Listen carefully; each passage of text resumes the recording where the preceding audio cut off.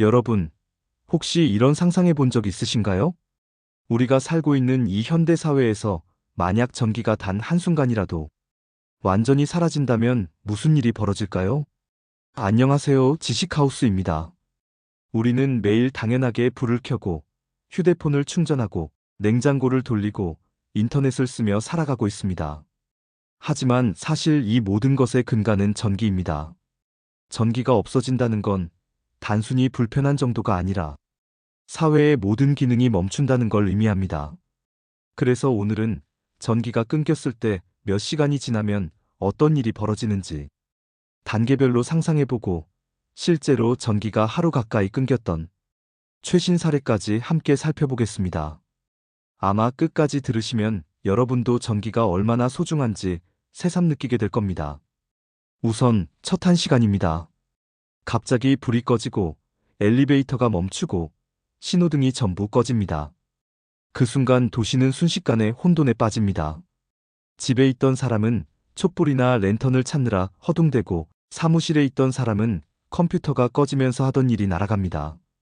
지하철 안에 있던 승객들은 갇히고 병원 수술실에 있던 의사들은 당장 비상 발전기에 의존해야 합니다. 하지만 아직은 휴대폰 배터리가 남아있고 냉장고는 내부 온도를 유지하고 있어서 큰 문제는 없다고 느낄 수도 있습니다. 조금 불편한 정도네. 곧 돌아오겠지 하는 생각이 들겠죠. 그런데 3시간이 지나면 이야기가 달라집니다. 도시는 점점 마비되기 시작하겠죠. 지하철과 전철은 여전히 멈춰 있고 교통체증은 극심해집니다. 신호등이 없으니 운전자들은 서로 눈치를 보며 서행하거나 교차로에서는 아예 충돌 사고가 잦아집니다. 집에서는 수도 펌프가 작동하지 않아 고층 아파트는 물이 안 나오기 시작합니다. 물이 안 나온다니? 라는 불편이 사람들을 불안하게 만들죠.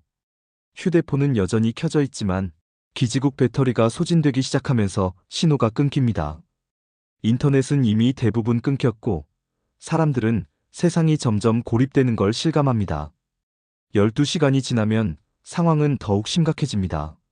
냉장고와 냉동고에 있던 음식이 상하기 시작합니다. 여름이라면 우유나 고기 같은 건 이미 버려야 할 지경이죠. 여름에는 냉장고 음식이 상하는 게 큰 문제라면 겨울에는 상황이 전혀 다릅니다. 추운 계절에 전기가 끊기면 가장 먼저 난방이 멈추게 됩니다.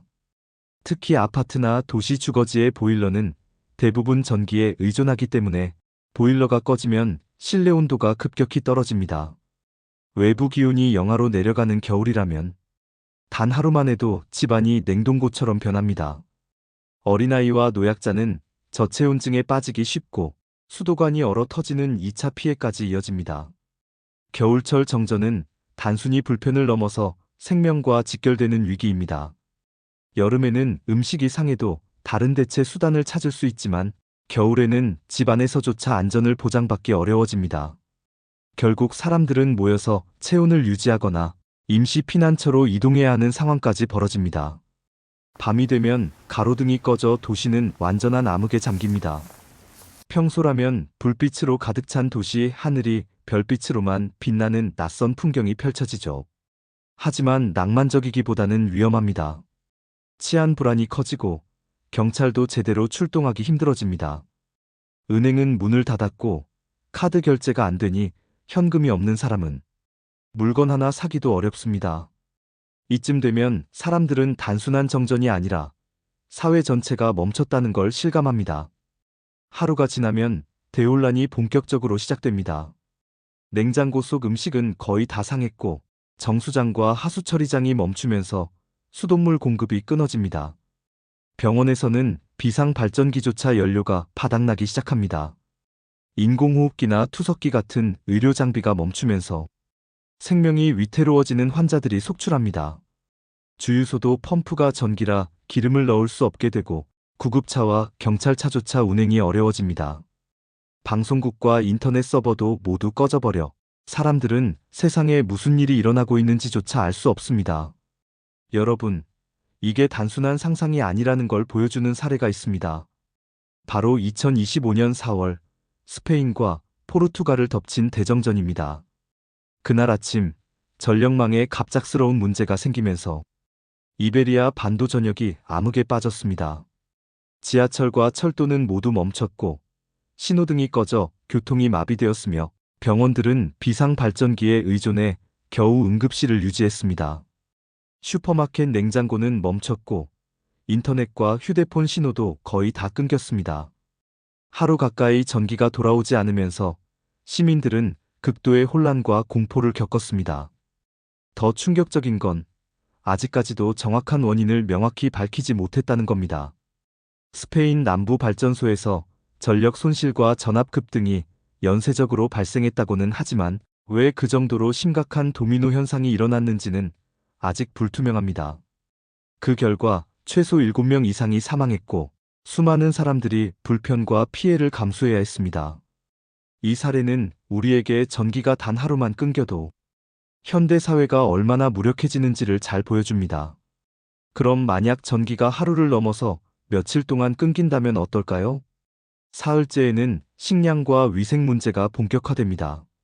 냉동식품은 완전히 썩어가고 물이 끊기니 손 씻기와 샤워는커녕 마실 물조차 부족해집니다.